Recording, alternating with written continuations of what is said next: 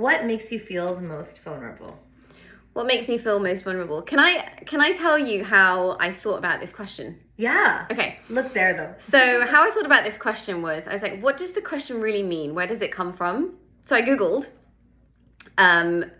what makes you feel vulnerable, and what causes you to feel vulnerable. And this is what Google says. The environment you grow up in plays a huge part in emotional vulnerability. When the environment is invalidating and the people around don't seem to understand your emotion, it leads to increased emotional vulnerability. So that took me back into like my childhood, and as I talk about on podcasts, like I really like honor and respect my childhood. So I don't generally feel too vulnerable in most situations until I'm in a situation where I feel like I'm not being myself.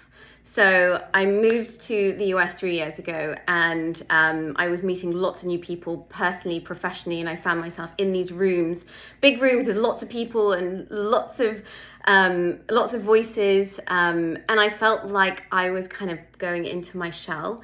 And I sort of saw myself in third person and thought, gosh, if my friends from London saw me like this, they'd think, what are you doing? That's not you. So I think in an environment where I don't feel myself in a new environment, perhaps, that's where I feel vulnerable. And I have to just remind myself that just breathe, be yourself, go just chat to one person, and it will start bringing you out of your shell a little bit.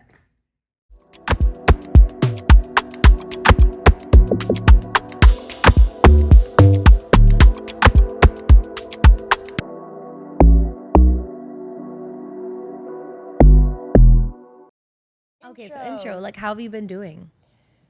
I could scream it for you. I came in this morning with such low energy, and Natasha sensed it right away. I'm drained. I know. It's when your professional life is thriving, it's oftentimes your personal life is suffering, and it's or the other way around. It's just kind of how life works sometimes. And right now I'm having a lot of really difficult conversations in my personal life. I'm also supporting a lot of my friends who are going through a lot of really heavy shit in their lives right now. And that I want to do, that is such a priority for me. And it does feed my soul, but it still can be draining, it's super draining. But those are the kinds of relationships that I want. I want relationships where my friends feel like they can come to me and tell me the shittiest things that are happening, and I can be a space for them. And also the right kinds of friends understand that sometimes you don't have the capacity, and that's okay too. Yeah. But yeah, just tough conversations in my personal life right now that I don't really feel like getting into publicly. Yeah.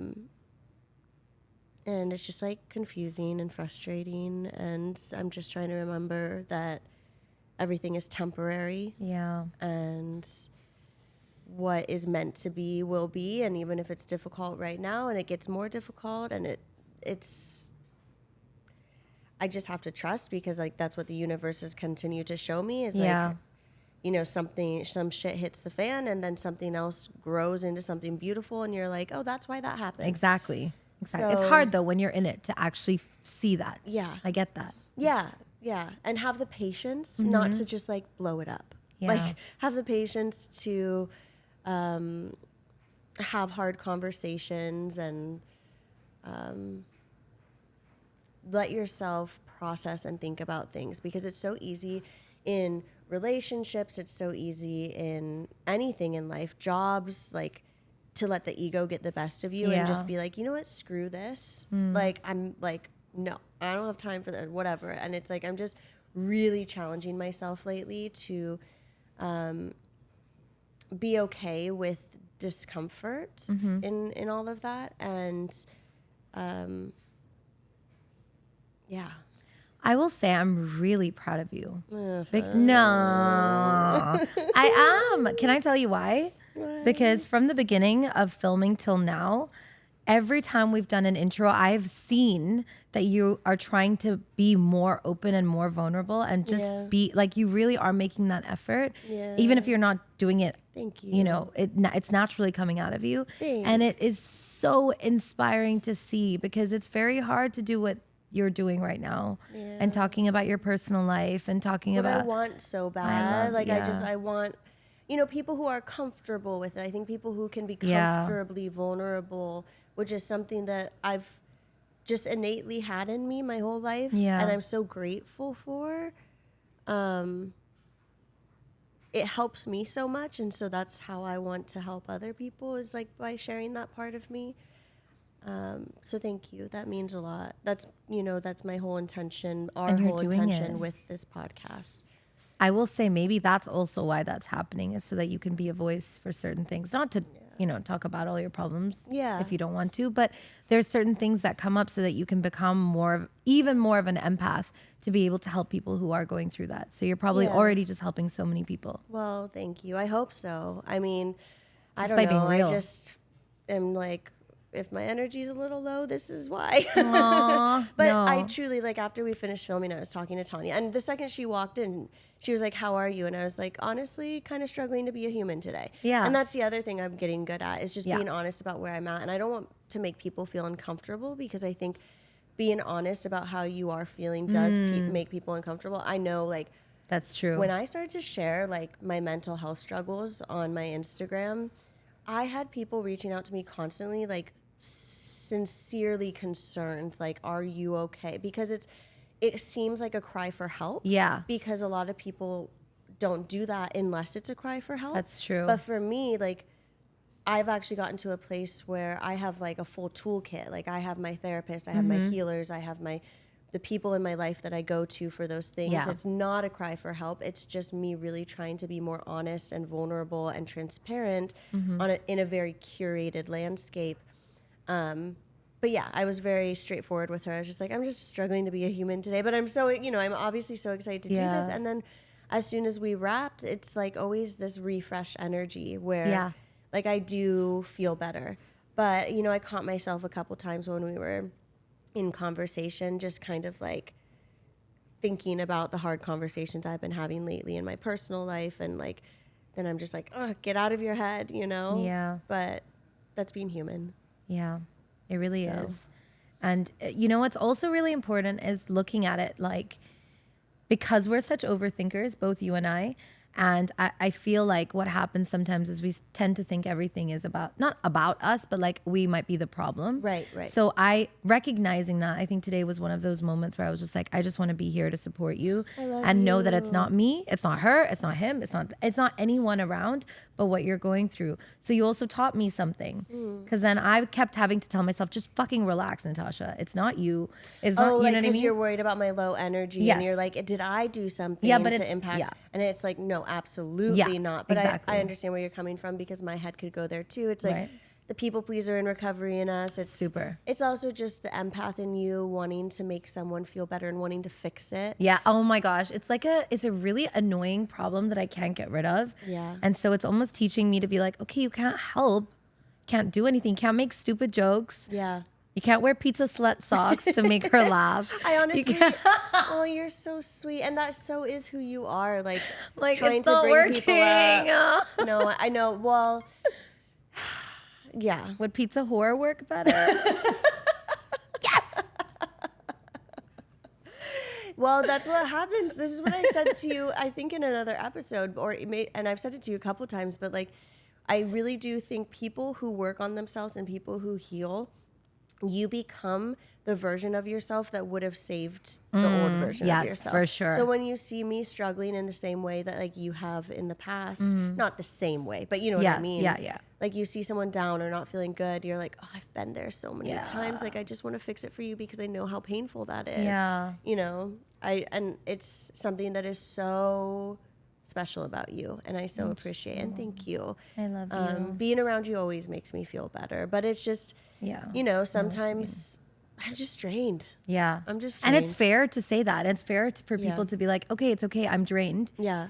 And it's okay to be drained. Yeah. Yeah. And I still feel like we had a great episode. I came out of it feeling better than I did going in too, which is amazing. That just always feels so good. It's just validation in what we're doing. But Tanya's just a burst of energy that's she is so phenomenal. She was the perfect first guest this morning. Yeah. Yeah. It was definitely meant to be, because I feel so much better, and How are you feeling?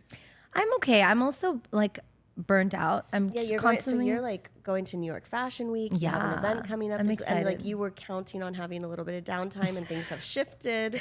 I literally was like, Melinda, I'm gonna have downtime after we shoot. I'm taking a flight, a red eye. Oh my goodness. That's my downtime. No, I think actually what's been really difficult for me is recently I've been feeling the need to try and help everyone around me. Yeah. Whoever it is, like Yeah. a friend who's in need or whatever. And I myself am struggling. And so I'm like trying to put the pieces together for everyone. But it's not, it's You can't I pour from can't an empty do cup. it. Yeah. I can't pour from an empty cup. A very Exactly. overused and somewhat cheesy phrase. It's true. But it works very well. It's you true. cannot pour from an empty cup. It's true. And then I start to like, yeah, I've had a lot of shit happen in work recently where I'm just like dealing with a lot of unnecessary bullshit. Yes. And I'm like, wait, but I will say, not to always be optimistic, but I will say that the way that I dealt with those things so much faster Yes. is amazing for me. Yeah. Because I didn't cry for 2 weeks or 10 days. I cried for a day. And then I was like, no, I gotta figure out a solution. And then I figured it out. So quickly. I was like, damn. She was like telling me In the morning. one day, like not even a full It was day. the Like I same came day. over here at 1 p.m. Yeah. You from like Yeah. 5 a.m. I'm assuming Yeah. because you wake up really early. 5 a.m. to 1 p.m. You had more life experience than most people have in like 3 weeks. And it was like an emotional roller coaster listening to like the obstacles that presented themselves, how they impacted you, and how quickly you bounced back and found a gosh. solution, and then felt so incredibly energized by the solution that like you're like, oh, this actually feels kind of meant to be. Yeah. I think it's that recognizing that moment when the shit hits the fan Yeah. and you're like, okay, this is going to know, be a it's the good thing. trust, it's the There is trust. something that is coming from Yeah, this. There is, yeah. and it always happens. You just remind yourself of all the times where something bad happened and you're like, okay, maybe that's a good exercise. It's like, go back in time for all the things that you really wanted to work out that didn't work out. Yeah. And then you'll see why they didn't work out because you weren't supposed to do those things. And I so agree with you. I think what's hard and human about it, though, is that it whether it's work or personal, you can trust and you can prove to yourself over and over and over, and that trust works and it ends up being better. But when you're in it, it's like, especially when it's emotional and it's about an interpersonal relationship, whether it's someone that you work with or someone that you love or one of your friends. Yeah. It's like it's scary because sometimes the outcome that's best or creates the growth that's supposed to happen might not be what you feel like you want, or like it might, Yeah. because like in the beginning of your day, you're like, oh, I don't want this to happen. Yeah, exactly. But then by the end of it, you're like, oh, this is actually works out better and it's going to be Exactly. okay. But Yeah. it's not always easy to accept that. And it can be so emotionally charged. draining. Yeah. And draining. Super draining. Draining. Yeah. But I'm really proud of proud you. of you. Twins. Gosh. Yeah, Okay. So proud of our you. guest today, Tanya, CEO of Urban Veda. And MAABAE. And MAABAE. Yeah. But founder and designer and CEO, like how would she her title herself for the She is jewelry? the all-in-one. Oh, with I her mean, jewelry, she does yeah. everything for everything, it seems like. Yeah, she's got a lot of skill sets Obviously. because obviously she knows finance from. You don't often hear a CEO speak to something like she spoke to Urban Veda. Yeah. In such a beautiful, artistic, almost poetic Yeah. kind of way that was so compelling. And it's not that like, I mean, a lot of CEOs do that, but it's like, She knows her product. it's impressive. Yeah, Yeah. It's like the product is her, even though it wasn't. I think beyond is her why. knowing the product, she knows like the ethos behind. Yeah, exactly. I know that's Like, what you meant. that's her, you know, Yes, like, that's which is her so vision, powerful. yeah. So, It's really cool. Yeah, I think she's such a good example of merging like personal and professional Mm-hmm. growth and how that can be so beneficial to Yeah. you, also personally and professionally. Like she's really kind of proven that to me today and hearing her Yeah. story. Yeah, she's very much what I would say is someone who's like always flowing. Yes. Always. I know. Well, by the end of it, we ran out of time, but I wanted to be like, so what is your challenge? And I know she Yeah. has had challenges. Yeah. Everyone has had challenges. And she expressed, even when we asked her in the confessional moment for the intro for this episode, what makes you feel the most vulnerable? And it's kind of losing herself in new environments when she's around a lot of voices, she doesn't feel comfortable. She can lose herself, you know, and that makes her feel vulnerable. And that's an ongoing challenge. That's huge and that's human. But yes, like talk about a person who has been just seemingly in flow.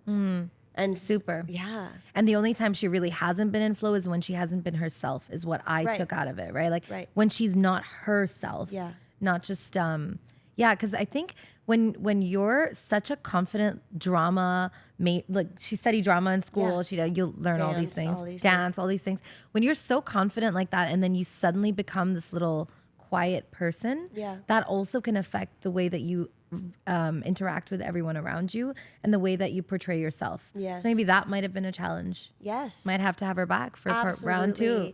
Well, I know. We were just like absorbing all of her knowledge. And then when she was talking about the different doshas and the kind of the history and culture behind the brand, it's so interesting and how it relates to how your skin is impacted. So there's too much to get through, but definitely inspiring. Definitely could have her back.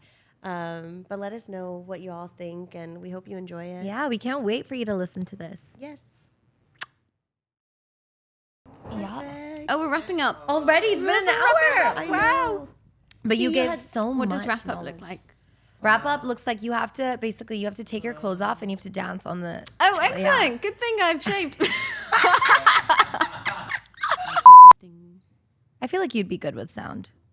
You're not. What does that mean? As in you're not How do you like. be good at sound? Because you look soft-spoken, but you're not. Oh. I'm loud. Not loud in a bad way, in like a good way. Well, anyway, loud is not a bad thing. I don't know why there's a negative connotation that's to true. it. We just always feel like you're just more on our tone. Yeah. Because a lot of the guests we have on, we feel like we're screaming. And then they have to like turn up our guest a little bit. And I was like, what's wrong with us? Like, it's more of an us issue. Yeah. Because we're like, ha! sorry. Oh, I have a funny mic story actually. Oh, tell us. Are we rolling? Like, just we can just chit chat. We just okay, jump right. So wait, in. you've watched our episodes, right? Yes. Okay, so you She know was we're just watching the Rosie one this I know, morning. I'm She so said, excited. "We just Yeah, kind of jump I was right prepping. in." But then at some point, we'll ask you to explain who you are. Yeah, we'll Yes. do that. But the microphone thing, when me and Sammy's brother went to a little karaoke night during Christmas, and I really love the Aretha Franklin song, Say a Little Prayer. Oh So my I God, just- it's my favorite. Is it? I always listen to it. It's such a good song. And I just watched My Best Friend's Wedding, which has got that song in it. We And I were was like, this talking is the about best all song those ever. kinds of movies the other Yeah. day. And so I had a couple of drinks. We were at the pub, and then I was like, okay, I'm going to go and sing Aretha Franklin. And when you say that, for people you. are like, You this must be girl good. must have a good voice. Because no one with a bad voice Yeah. would ever go up and sing Aretha Franklin. So I was like, yeah, I'm going to go. I'm just get on stage, and I tell the guy I'm going to do Aretha Franklin. And then I start singing. And, you know, I'm a bit more around stage presence than the actual singing. So it was just like, you know, getting the crowd Dancing, going and like, you know, everyone clapping their hands. And everyone seemed to look like they were having a good I time. want to see I know. footage of this. I think I have some video footage somewhere.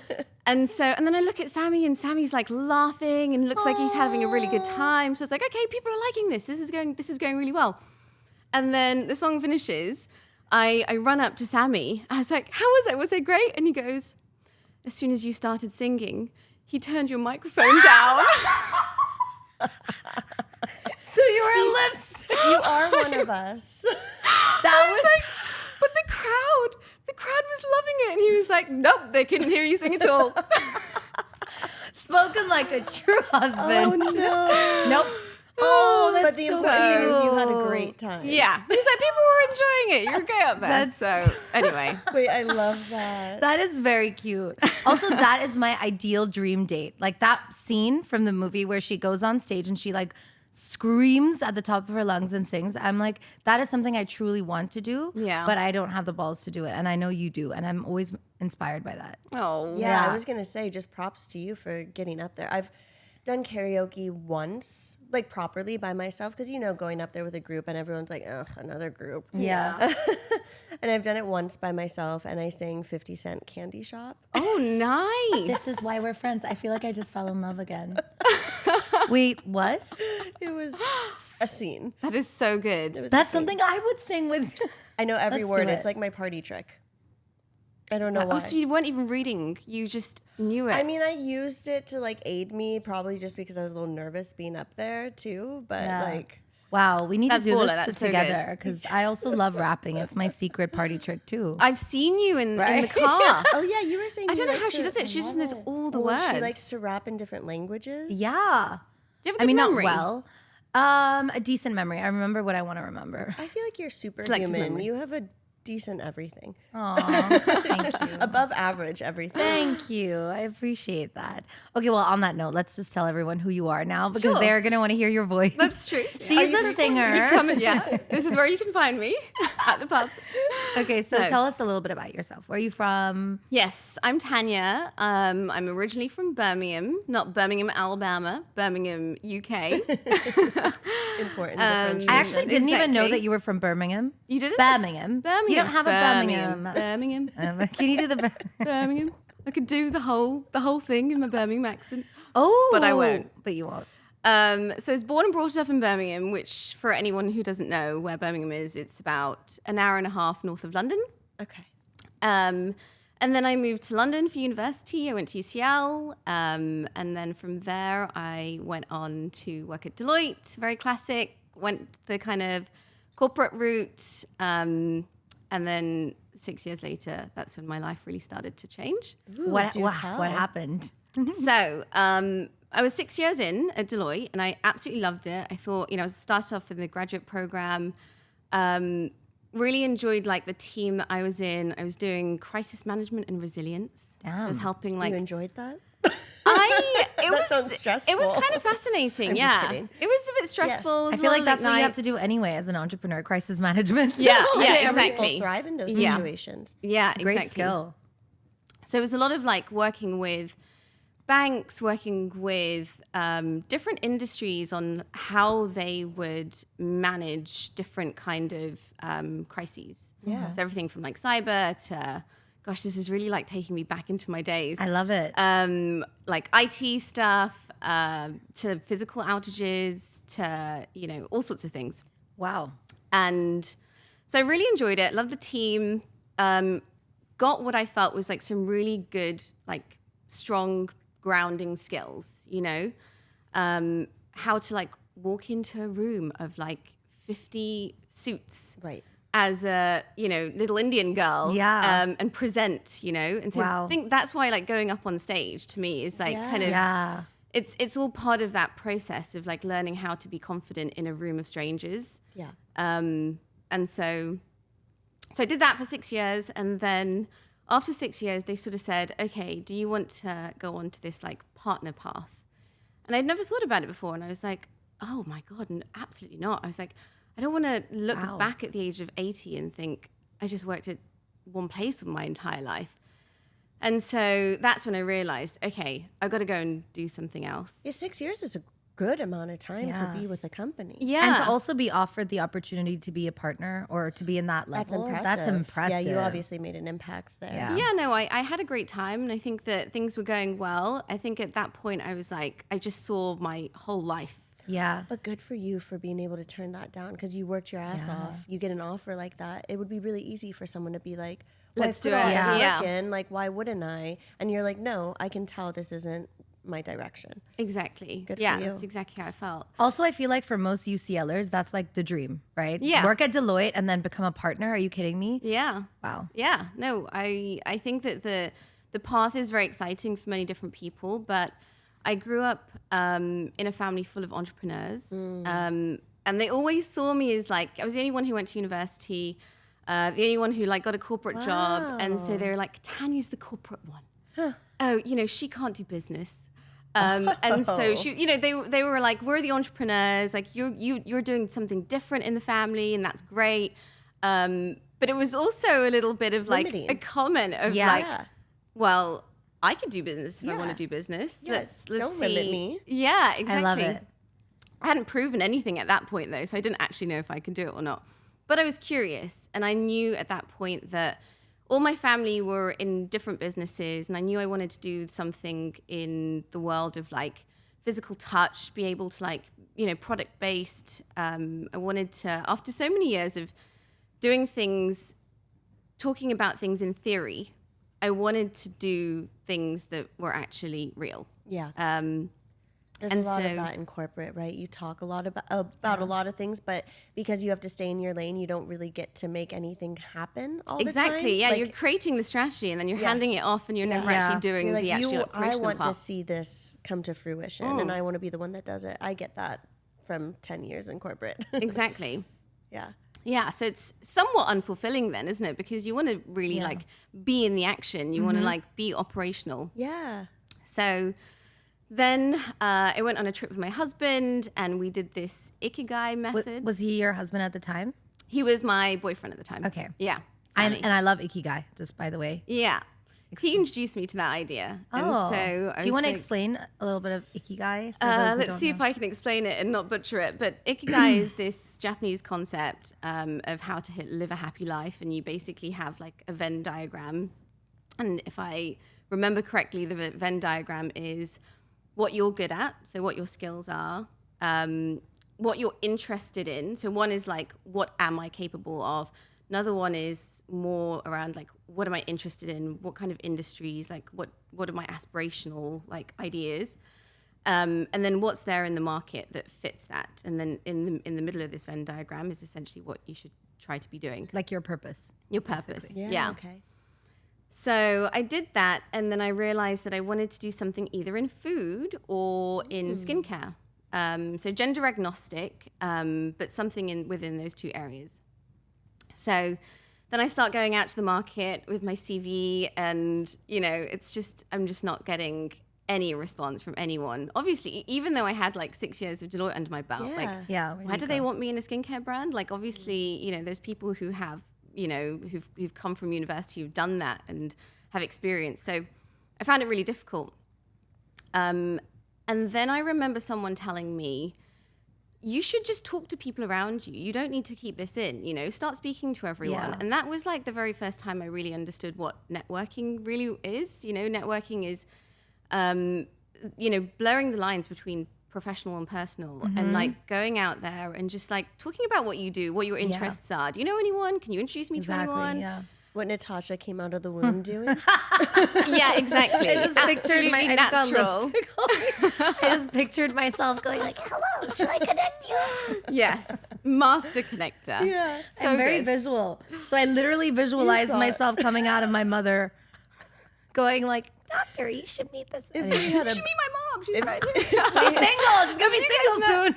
Oh my God. Yeah, they got a divorce when I was 10, but Oh no. no, in a good way. We've been through. I want to tap into your childhood shit. Soon. Yeah.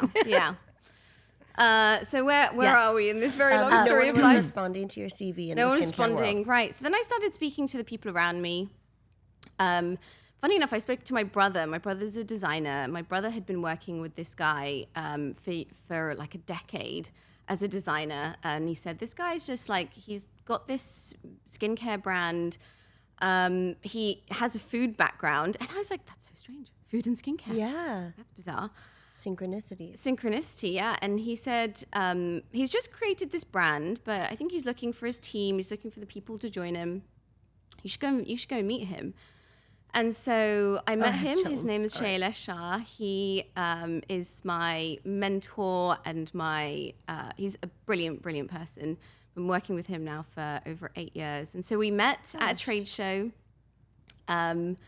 He told me about Urban Veda. So that's the natural skincare brand that I am now the CEO of. I was just about to throw that in there. I'm so proud of you. Thank you. Can we just have a moment? She's now the CEO. Epic.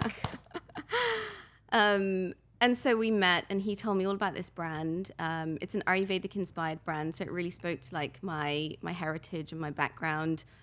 And he said, I just need someone to come on board and help me build it. And I was like, well, this is my background. I don't have a background in this, but this is what I've learned for the last 6 years. I feel like I have confidence. I'm so willing to learn, like, and just understand everything. And I had that fire, when you feel it, when you feel that fire in the morning, you're like, I've got it. I want to just do this. Want to just like jump in. And I think that's what he saw in me. Okay. And so, then that's what started the last 8 years of our journey with Urban Veda. Wow. I love that. And I will say I use the product again today. I use it a lot. Every time I'm in a stressed situation, I'm like, I inhale the product because I feel like it calms me down. And then I used it all over my face this morning. Yeah. And it's, can you explain a little bit about the brands? Like 4 different doshas? Yes, exactly. So Urban Veda is designed So cool. by the doshas. So Ayurveda, let's talk about Ayurveda. So Ayur means life. And I'm like squeezing you. You cozy there? Yeah. Yeah, sure. Just I trying can not move to backwards. flash the camera, that's all. Yeah. So Ayur means life and Veda means wisdom. So Ayurveda is this concept that comes from India thousands of years ago. That says how do we live in a balanced way so that we can maintain good health and wellness. Whereas the Western approach is very treatment based, and we get sick, go to the doctor, we take some very strong antibiotics and then forget that the problem ever happened and never really go to the root cause. So Ayurveda is all about how do we understand the root cause so that we can be well. Yeah. So Ayurveda explains that everything is made up of the 5 elements. We are all made up of the 5 elements. So fire, earth, ether, air, and water. So before we ever existed, these 5 elements existed in the atmosphere. And so as we came into creation, these 5 elements around us came together to create us. So that is what your dosha is. Your dosha is understanding which out of these 5 elements are we strongest at. And that strength causes the imbalance. And the imbalance is what causes our health concerns. Okay. So, for example, and there's 3 doshas. So the first dosha is it's not a first, second, third situation, but I'm a Vata. So, I always start with Vata. So Vata is excess of air and ether. So as people, these are the kinds of people who are very like creative and movement based. So they'll go wherever the wind takes them. They're very social. They talk with their hands constantly. Yes. A very classic Vata trait is that they'll always have like cold hands, cold feet because of this air that dominates them. Huh. I wonder if I'm that. Yeah. I think both of you are probably very Vata. I'm always like, I have bad me circulation. too. Bad Me circulation, too. exactly, because that air is basically causing bad circulation in the body, and it's causing you to be quite cold all of the time and dehydrated. This might be a stupid question, but maybe someone else is wondering too. Is ether like empty space? Yes. Okay. Exactly. Ether is space. Gotcha. Yeah, exactly. Just wanted to make sure I was on the right page. Yes, exactly. Thank you.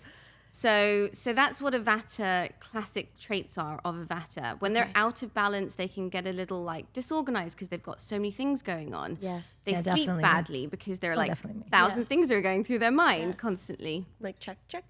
So for a Vata, good things to do are like when you wake up, like write all those things down, everything that you thought about the night, so that you're not like going through your day constantly with all these things, cycling. That's This helpful. definitely sounds like me. Yeah, I know. So like writing all those things down so that you capture those things and that you can feel more organized. Yeah. Get them off of your mind so you Exactly. can be a little more present. Exactly. And then skin-wise, Vatas are very dehydrated, so they can have quite dull, dehydrated skin. And so having like lots of hydration in their skincare is really important for them. So we have our Radiance range that is designed for the dry, dehydrated. So cool, right? Oh, how Yeah. cool. And this isn't like a marketing tactic or anything. This is like age-old wisdom that we are taking from and creating skincare that's designed for each of the doshas. Right, okay. Okay, so Number then we 2. have the Pitta dosha. Okay, So the Pitta dosha is ruled by fire. okay. So This these is where I'm kinds of confused people, with yeah, but you usually have a dominant and a subdominant. Okay. And also your dosha can change based on your environment, based on your age through the years. Okay, that makes sense. So because I do think you have some Vata some Pitta in you as well. Yeah, for sure. Yeah. I mean, explain the Pitta. Okay, Let's wait, see. Quick question. Yes. How do you find out what you are? So we have a test on our website. You can go to urbanveda.com / or you can find the dosha test on our website. There's also lots of other websites. If you just Google dosha test, I trust yours. Yeah, exactly. Let's direct everyone to I was gonna yours 'cause say, we trust Yeah, yours. you can go to urbanveda.com and you can find the test. I just there. feel like everyone's probably listening like, Yeah. what am I? I What- wanna look right exactly. now. Yeah, Okay, so exactly. please continue. And so, okay. after I've gone through the doshas, I'll explain what the core mission of Urban Veda is, because this is what it is. So the Pitta dosha is ruled by fire. Okay. And those who are a Pitta are very like fiery characters. So they're very like goal orientated. They're very focused. They make really good entrepreneurs and managers, people who really like to go by goals and goal setting. Okay. When they're out of balance, they can get a little like hot and fiery. So Pittas will generally run hot, whereas Vattas will run cold. And Pittas they'll get a little angry quickly, you know, things will frustrate them. There's maybe me too. You can have a subdominant, and like different environments can cause your Pitta to come out. Yeah. Pittas also food-wise should have very like cooling foods, because they're generally quite hot. So salads and yogurts, they shouldn't have spicy food, because even though they really love it, it's not good for their digestive It's just system. all like Latinas. Yeah, could be. And Latinas, don't eat your spices. We're hot-blooded. Yeah. We tend to be a little That's spicy true. with our tude, and we love spicy food, but maybe it's not good. Yeah. But it could be that when you're feeling like your Pitta is heightened, that's when you choose not to have the hot, spicy foods. Right. When you're feeling a little bit more relaxed and cooler, then maybe you can, you know? So it's really about listening to yourself intuitively and understanding what you need at that particular time. Yeah. So the Pittas, these kind of hot, fiery people, cooling foods, cooling environments are very important. And then skin-wise, they can tend to suffer with anything related to inflammation because of this fire. Even internally, they'll usually, you know, inflammation around the joints, swelling, puffiness, and skin-wise, they can suffer from rosacea, sensitive skin, redness, exactly. More acne prone? No, not more acne prone, but they can have sensitive skin that can cause acne, but the underlying reason is because they have sensitive, inflamed skin. Got it. Okay. So it's the heat that's breaking them out, not necessarily them being acne prone, which is more oil based. So the Pittas, we've created a range called the Soothing Range, and the Pittas need something that's like cooling and calming to the skin. So that's got ingredients like sandalwood, aloe vera, ylang-ylang, lavender. So calming. That's what I use today. So calming, yeah. It's the orange one, right? The orange one, yeah. I use that today. So good. The other thing about the products is that we've designed the blend of essential oil, so what you're smelling, the fragrance, based on the dosha. So as you said, it's a really calming fragrance. And that's because, imagine, like a riled up Pitta is going to come home at the end of the day. They're going to be all hot and bothered. Yeah. And all they need is like to go into the bath and just like have that really grounding, relaxing scent. And so we've created that to be in line with both skin and senses, so that it's like a sensorial experience. Love it. Okay, third, then we've got the kaffas. So the kaffas are represented by earth and water. So as people, they're really loving, they're really loyal, they're very kind. I always think that, you know, I can always tell. It's really funny. When someone walks into the room, I can kind of tell what they are immediately.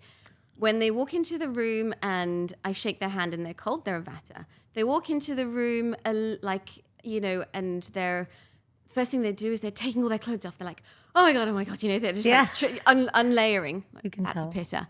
And then a Kapha walks in 10 minutes late. You know, so like, okay, that's how you can identify what dosha you are, because kaffas are a little laid back. You know, when they're out of balance, they can get a little like lazy and lethargic and a little slow. This earth is basically like sucking them in, and so for kaffas, it's really important to like wake up early in the morning, because they love to sleep and they sleep really deep and they sleep really well. Whereas for a Vata and a Pitta, they will naturally wake up very early. It's good for them to take a more slow morning, right? Yeah. Otherwise, they're just going to go. So these kaffas, lovely, loyal people, a little bit kind of can get a little sucked in. Okay. Skin-wise, if you imagine when earth and water comes together, this is how we like to describe it, it gets a little soily and congested. That's essentially what happens to kapha skin. They can get they can have excess oil causing breakouts, acne-prone skin, large pores they tend to have. And so we've created our purifying range, which is the green one, for the Kapha skin types, and that's got ingredients in there like neem, tea tree, witch hazel, eucalyptus, spearmint, lots of very kind of green herby ingredients that are going to help to decongest the skin. Damn. That's I just incredible. learned so much. I also started to picture the people that I'm like, oh, that person's this. That's, I mean, Right. you know, like I can kind of Right. see what people's personalities are like. Exactly. But I'm still confused. I mean, you explained everything so clearly. I'm like, I don't know. Do you know which one I am? To take Or the just- test. I have to take the test. Take the test, yeah. But you said you can tell, so just tell me. I think you're very Vata. I think naturally you're Okay. very Vata because you're very fast paced. Mm-hmm. You can tell you know when it's about like looking at someone's inner Yeah. core and seeing like what kind of element is best describing the Mm-hmm. way that they are naturally. Yeah. And you're Yeah. very Vata. You're very social. So I think that mainly you're very Vata, but I think in different environments Definitely, you can have different doshic elements. And so I feel like I was the Pitta, the fire one. And because I used to get angry so much. I really don't get angry. I get sad now. So it's different. Like if I'm annoyed at something, I'm not going to be like, fuck this person. I'm just going to be like, oh my God, what a heartbreak because I put so much effort into this. you Yeah. know?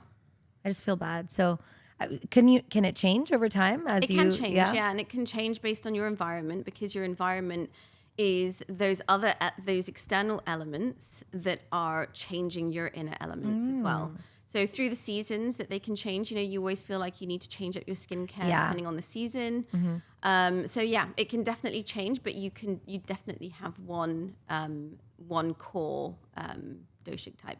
I think you explained all of this so well. Wow. Like the Yes. best way. And I'm Indian. And You've got it down. Yeah. I've heard this a lot from people. I'm not going to lie. But you've explained it in such a good way that I can actually comprehend and like separate the Oh, I'm different. glad. Thank you. I know. I hope everyone out there can Yeah. like identify what they are because I feel like I have a inkling for sure. I'm going to take the test on your website. Take Yeah, I know. test, yeah. Like you probably right now. You're And like, this I wanna is do like it. the core mission. Why do we exist as a brand? You know, what is our why, you know, and why are we in this market? Why do we have our skincare? And to me, it's really because we are here to communicate this message of Ayurveda and the doshas and enable people to understand a little bit more about what their dosha is so that they can make small little tweaks within their life so that they can live a slightly happier, healthier life. I little more love flow. that. And I see it in people because every time I do so many trainings, right? And whenever I do trainings, you know, people when you get to the product training, people are like, okay, now we're on to like the serious side of things. But when you're talking about the doshas and how, you know, what your dosha type is really going to determine what your characteristics are like, that's when people get like, it touches their soul. It's so personal. It's so personal. Yeah. And I've seen every time we bring on someone new into the team, we have this kind of library of Ayurvedic books and we're like, take all the books, you know, read up. And people start reading, and then they're like, "Okay, I think I'm this dosha." And you get into these conversations in the office, and they'll say, "Okay, this is something I struggle with," and I'll say, "This is how Ayurveda explains that how to balance that." It's all about balance, right? It's not about treating. Yeah. It's about balance.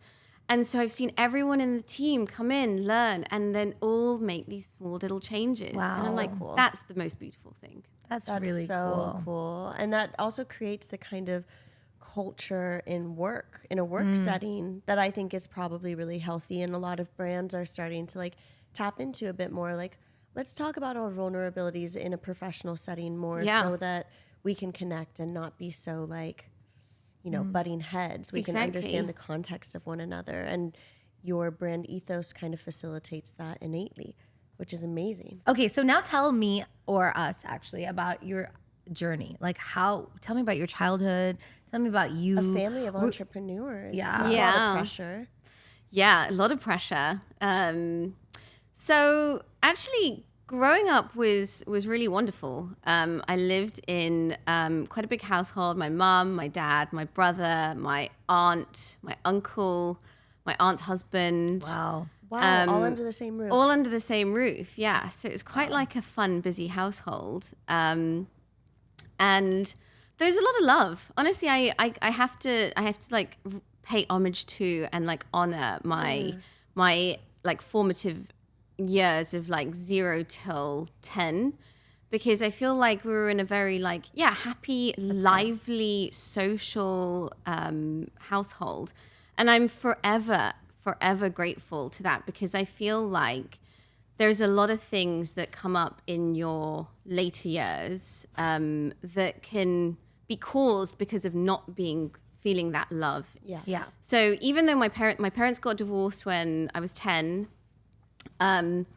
but even still, like the household was full of a lot of love, and like they had a lot of love for me, you know. So they might have been having their problems and, you know, kind of screaming and shouting at each other, but it never really reflected on their relationship with their kids. That's really nice. Good for them. Yeah, and I really like hold that like family, like that parental love very close to me, even when you have like issues with your family. You know, certainly no perfect family, that's for sure. No. Doesn't exist. It doesn't exist. But I feel like I always have that grounding to go back to, even when there's tough times and difficulties in the last like 10 years, which there has been. I still feel like, even though you make me so angry, I still love you very much deeply. Yeah. And I think that's what love is, right? It's unconditional. Yeah. It's like, even if you're not being the right kind of parent right now or anything like that, like I still love you so much. I'll do anything for you because that's what you gave me, unconditional love. So very, very, very, very kind of grateful for that. And then, as I said, you know, my parents got divorced. I went to go live with my mum. I'm very, very close to her. She's a big inspiration in my life.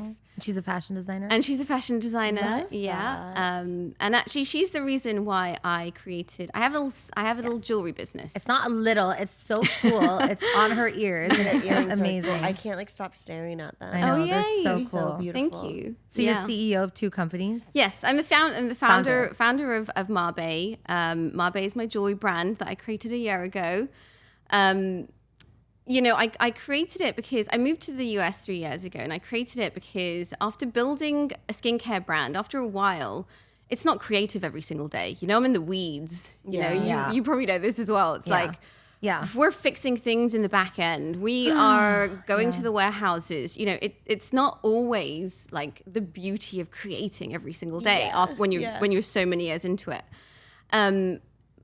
But even though I love it, you know, and every day is different. I appreciate you saying that though, because I think oftentimes people can look at roles like that and just see the glamour of it, and they don't realize how much just hard logistics, like putting out fires, managing people, you know. Totally. All of that. Every single I can't even tell day. you how many people are like, oh my God, you have a makeup brand? Do you just put makeup on all day? I'm like, You're like, no, darling, I don't. Or, oh my God, you're a makeup artist. That's amazing. You must be just doing makeup all day. I'm like, wow, it's a lot. People don't see the behind the scenes of anything sometimes. So yeah. good And to that's talk about. that's why this podcast is so important, because you're letting people into that behind the scenes. Yeah.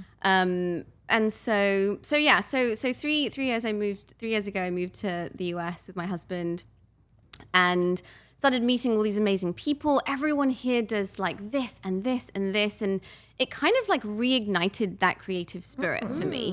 And so whilst I was running Urban Veda and building the brand over here, I was like, okay, I feel like I've got a little creative juice in me. Something's swirling. And so I started like wearing my mum's jewelry with my Western clothes, and I was going out and people would be like, oh my God, I love that jewelry. Yeah. And I thought to myself, that's so interesting, because had I just worn this with like my usual South Asian clothes, no one would say that. Yeah. And to me, it was It's this how you're mixing philosophy. it. Yeah. And it was this philosophy around when you pair it with Western clothes, you give it new meaning and you let the beauty of the jewelry like live on in a whole new way. Wow. And so I started like developing this concept. I was like, okay, you know, when I grew up, I went to a Christian school. And so one evening I would be celebrating Diwali with all my, with my big linga and fireworks and Indian food and this huge celebration. Then I'd go to school the next day and I'd say the Lord's Prayer and I'd be all buttoned up and oh my goodness. no one would have any idea that I'm living in these two different worlds. Wow, that's so interesting. And so, and then, through my teenage years, as I think many people do, is I didn't want to be Indian and I didn't care about Diwali and I didn't care about cooking Indian food and I was trying to move away from my cultural roots. It wasn't cool when we were younger. Yeah, exactly. We're living in a Western world, and so same in Hong Kong. Yeah, it wasn't cool to be Indian when I was younger. Yeah. And so you find yourself going through the years trying to push that away, and then you I call it an awakening. You start to feel okay, pushing things away is not a good thing. Right. What happens when I let it in? Wow, this feels nice. Yeah. This is really beautiful.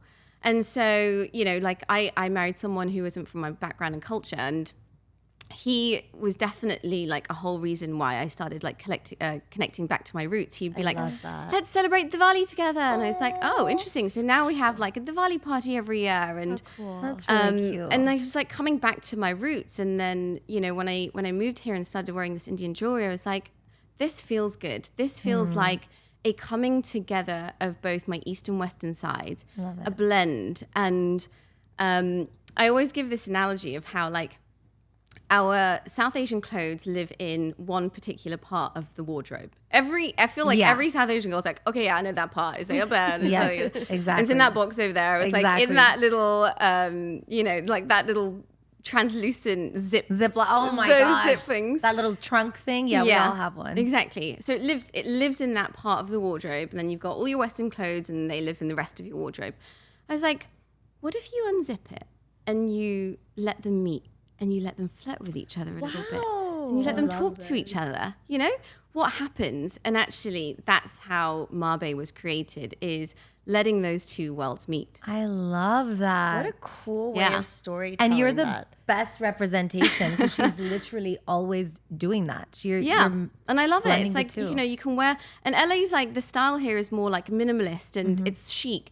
And so it's really fun to wear a black dress or a more simple, sophisticated outfit, and then jazz it up with some Indian, South Asian earrings. Right. Yeah. Yeah, it's that's so true, because what's trending right now is so minimalist.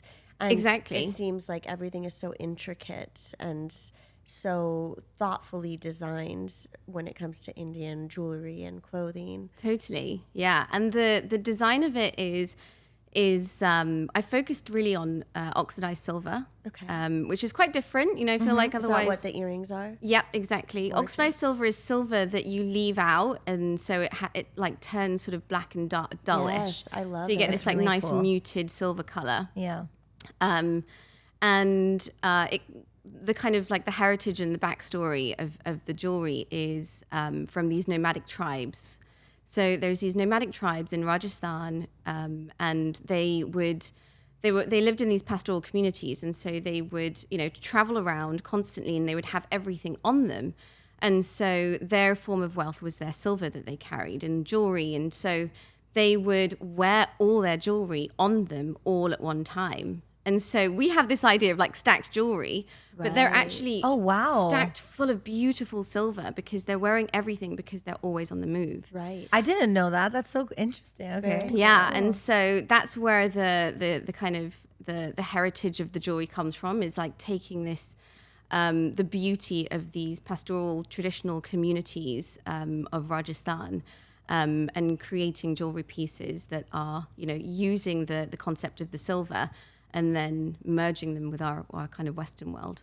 I really love Incredible. that. Yeah. So I actually grew up seeing these earrings, Yes. right? Not these in particular, because you didn't have MAABAE. But You've even but brought the me a style. pair back. Yeah, I it's think a little thing. elephant. Yeah, right. The little elephants, and it's funny because what we were talking about with when we were growing up, we weren't really comfortable or confident about being Indian, and it's honestly, I was so embarrassed that I was like that. I was how could I have been so? But it's also because you grow up in You're a. trying to fit in. I was just trying to that's fit it. in. You're trying to fit in, But exactly. And kids are so freaking mean. Yeah, kids can be so mean. But when I came to my parents wouldn't even allow me to go to India till I was 20. They were like, Really? Yeah, they were very like, no, you shouldn't, because they weren't. I mean, my dad used to go a lot, but his whole mentality and my mom's mentality was that India was unsafe. And so I was a rebel and I was like, no, I'm going to India. I don't care what you people say. So I was actually on the way to London for university and I decided to take a flight via Delhi. And so that was my first time. And I loved You just went it. rogue? Really? Yeah. Like, did you tell anyone, or was it like? Oh on the no, I spot had to decision? tell them. Oh, I'm okay, still okay. Indian girl. I still had to be like, Mama. Location setting on, you know, I'm still gonna coming. Yeah. No, but I still like, for me that was very difficult Yeah, of to course. do because you're being a rebel, really. Sure. Yeah. But I was like, no, I'm gonna be fine. They're like, are you sure? Do you know where you're staying? I said, I have friends now from London who are from India, and I fell in love with India. Aww. And it was so good that I did that because when I was traveling as a makeup artist, I was in Jaipur, I was in Nice.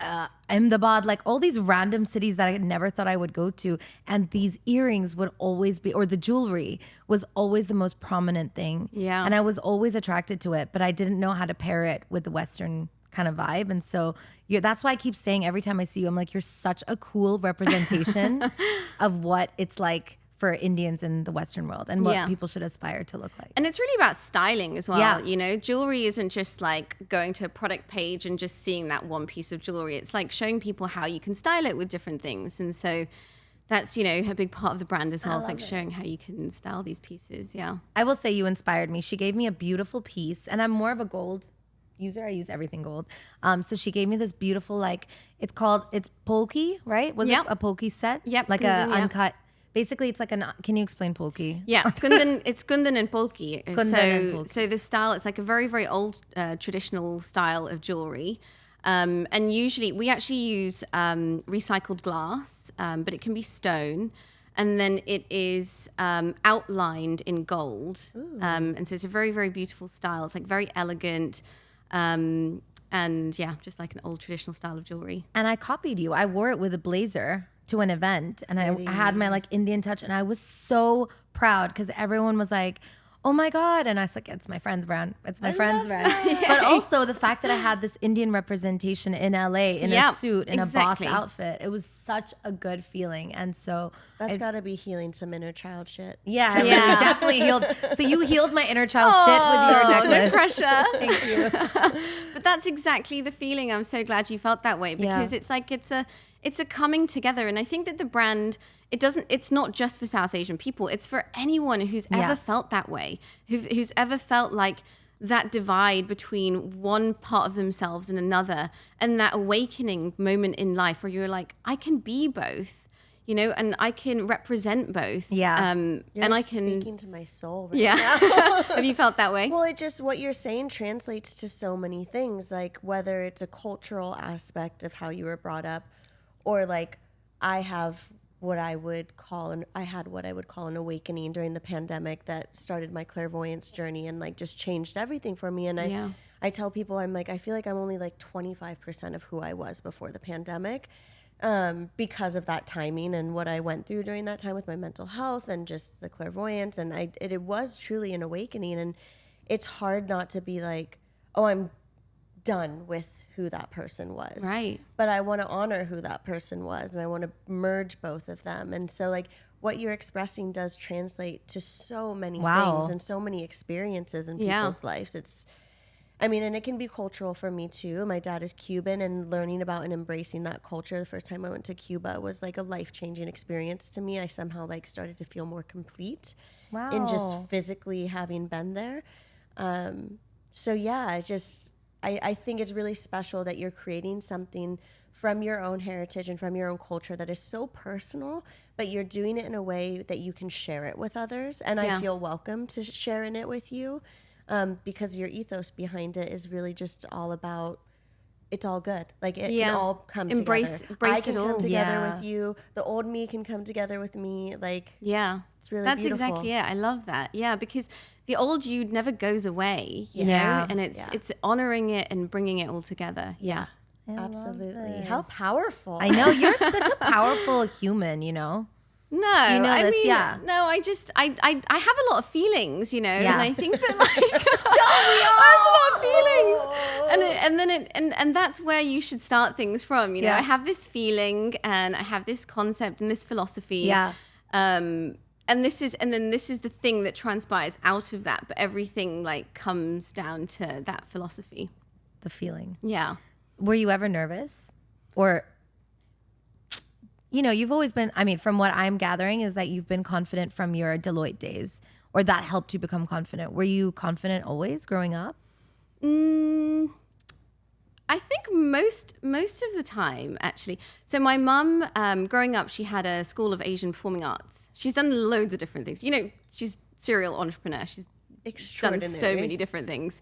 So inspiring to be around that also. Yeah, that exactly. energy. And it makes you think that like life can be really colorful, actually, you know, just go and try different things. And so Just light your trash bin on fire. yeah, exactly. Everything's gonna be fine. And so yeah, so I grew up in a very like performing arts household. Cool. And so with this School of Asian Performing Arts that she had, I trained. So I was doing dance. We were doing a lot of plays. We were doing a lot of theatre. I was big on drama, big on theatre. No wonder you can get on stage and sing Yeah. karaoke. Yeah, no and problem. again, it's one of those things. Like I always think that that's probably. I mean, don't get me wrong. I still get nervous. I still like still stress out and things like that. But the ability to do it, I think, comes from that training in a young age, like going on stage and really me too. enjoying the art of performing is really beautiful. And I remember like being on stage, and you would speak these words, and then the room would go silent. And even if the room was silent, you could feel like everyone's feeling what I'm feeling, and like that's the beauty, I think, in performing. And so even when you're telling the story about the brand, like that's the same thing I think that one creates, is that really kind of that meaningful feeling that we can all share in together. Yeah. So It's so yeah. connecting. It's I really love powerful. that. Man. Yeah. So that's kind of like why I think that I'm able to do those sorts of things. So How old were you when you did drama? I was between the ages of like 13 and 17. Okay. I wanted my life to go in a different way. I'm very happy for my life now, but I wanted to like go to drama school and do all of that. And my mum. I thought I was going to be a backup dancer for music videos. Really? That was my. Were you doing in high dance? school. I still Yes, think I I was a am. competitive dancer. And how do you feel about that not necessarily happening? How do you Definitely reflect on that? meant to be. I don't think that I was in a healthy enough place mentally to enter a space like that. That is so competitive and hard and direct, and you're dealing with some people in casting that just treat you like shit. And I was still struggling with body image things at that time, and dance is so. It's all about your body, no matter what. Even if it's not necessarily how you look, it's how you're using it. And so I just wasn't. It really was meant to be. I think I would have gone down into a rabbit hole and probably been very unwell. So I'm grateful for where I'm at, and I'm most of all grateful for the experience because, as you know, being a performer, putting yourself out there, when you have a show, when you have a competition, you have no choice. Yeah. You show up and you have to get up there. Totally. There's not sick days. And of course, within reason there are, and you want to take care of yourself. But it taught me such extreme discipline. Yeah. And it taught me how to connect with an audience and how to be in front of a camera. And it all facilitated what I feel like my purpose was and is. So I'm grateful for it. And it also instilled a lot of confidence. And I think hearing, you coming from a family of entrepreneurs, my dad was an entrepreneur too. And I just never felt like I could be that. Yeah. And I don't know exactly why. I have some hunches that I won't get into because that's a whole other episode. But I'm sure you can relate. It's like, your family being like, oh, you're the corporate girly. Right. Like, you're going to do this. I'm sure that experience of dance and how you could connect and transform the energy of an audience instilled some confidence that you're like, no, if I can do this, Yeah.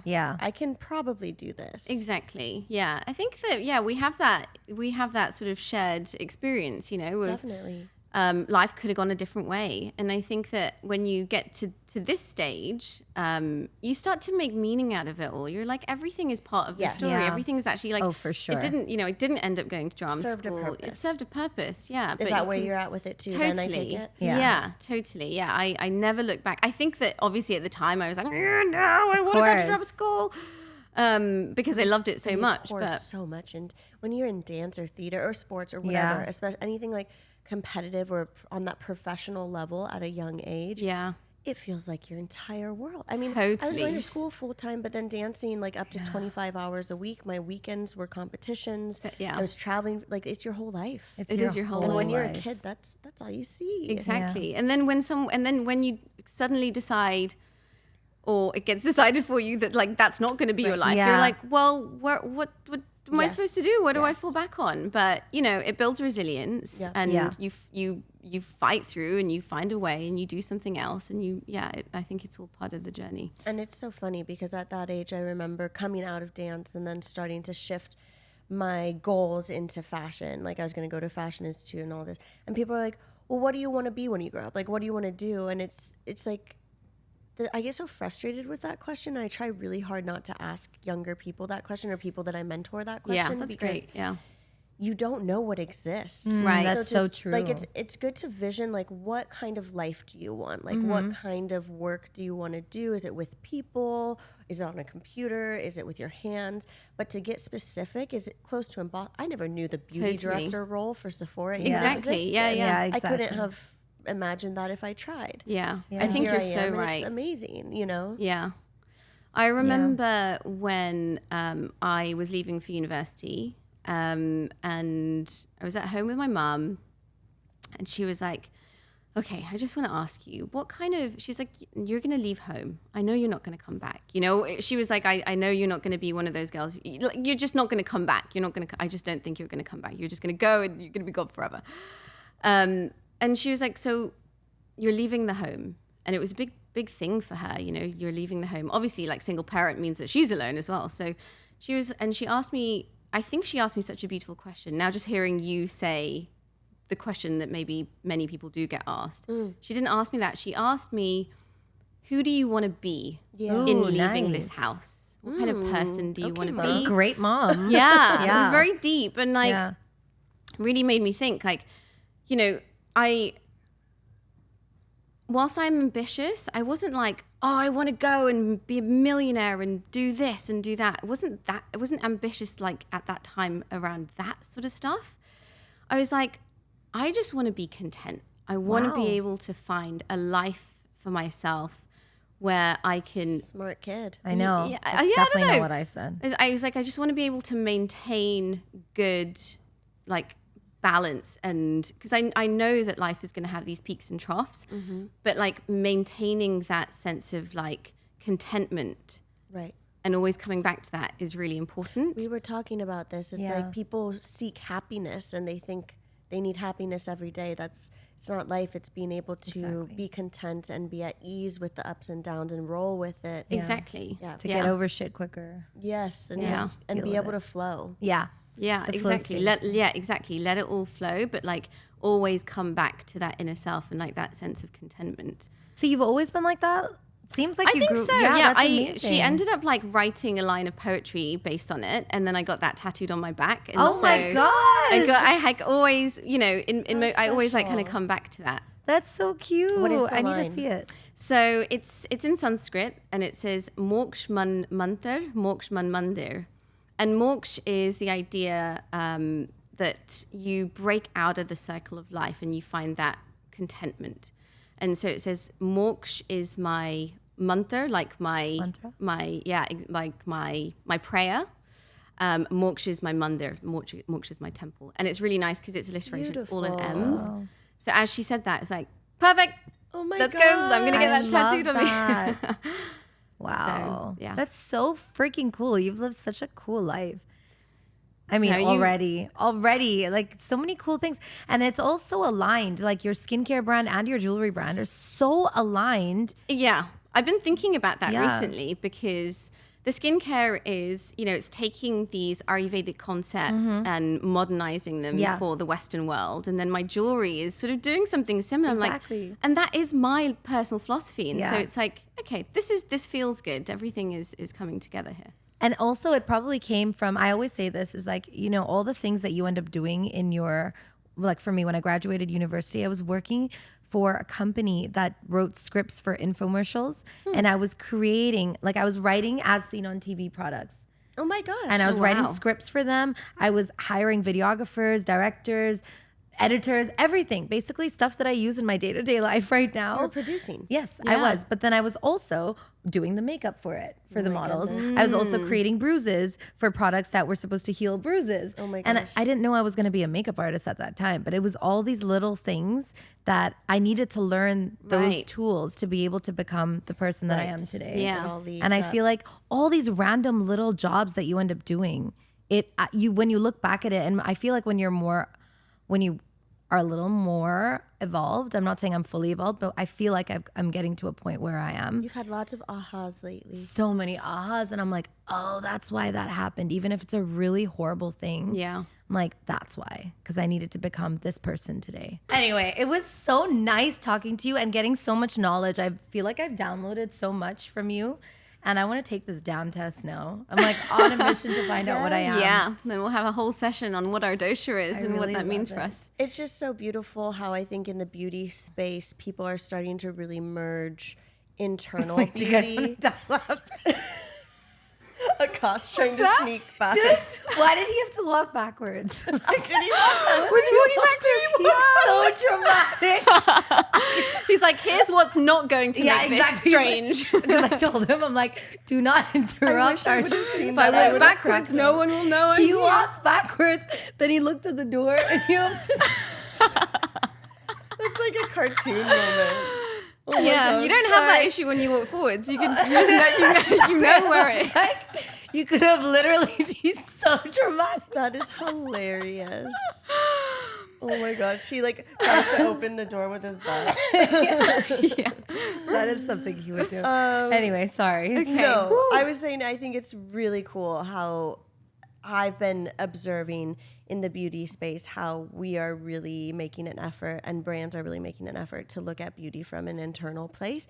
And I think a lot of that is coming from founders and brands like yours who are willing to share their culture, because so much of that stems from thousands of years ago. It stems from different cultures and different backgrounds and just so much experience doing that we've kind of like erased, and now we're like trying to bring back up to the surface.